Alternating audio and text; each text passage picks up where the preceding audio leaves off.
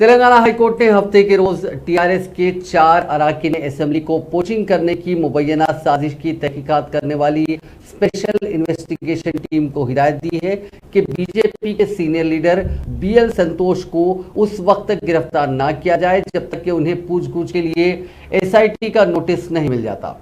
Cyberabad police के Rajendra Nagar division के ACP Gangadhar की तरफ से 16 नवंबर को जारी करदा नोटिस संतोष की बेंगलुरु की रिहायशगाह पर पहुंचाया गया।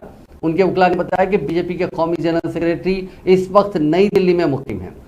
जुमे को बीजेपी ने एसआईटी नोटिस को मंसूख करने की दरखास्त के साथ अदालत का रुख किया था। नोटिस पर सवाल उठाते हुए बीजेपी के वकील सीनियर एडवोकेट वैद्यनाथन चिदम्बरम ने दलील दी थी कि हाईकोर्ट के डिवीजन बेंच ने पहले ही एसआईटी को 29 नवंबर तक मुबैना साजिश केस में रिपोर्ट पेश करने की हिदायत दी है। अगरचे के नोटिस को खारिज नहीं किया गया, जस्टिस बी विजयसेन रेड्डी की बेंच ने एसआईटी को हिदायत दी कि वो दिल्ली पुलिस से मदद तलब करे ताकि ये यकीनी बनाया जा सके कि संतोष उस नोटिस को वसूल करे। उसने ये भी हिदायत दी कि नोटिस जारी होने पर संतोष को गिरफ्तार ना किया जाए।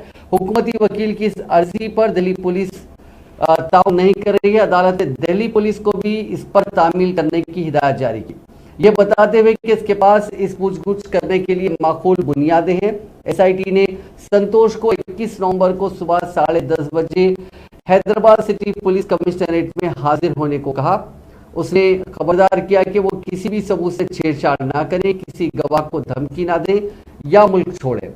नोटिस में उन्हें एक मखसूस फोन नंबर के साथ इस्तेमाल होने वाला मोबाइल फोन साथ लाने की भी हिदायत दी गई है।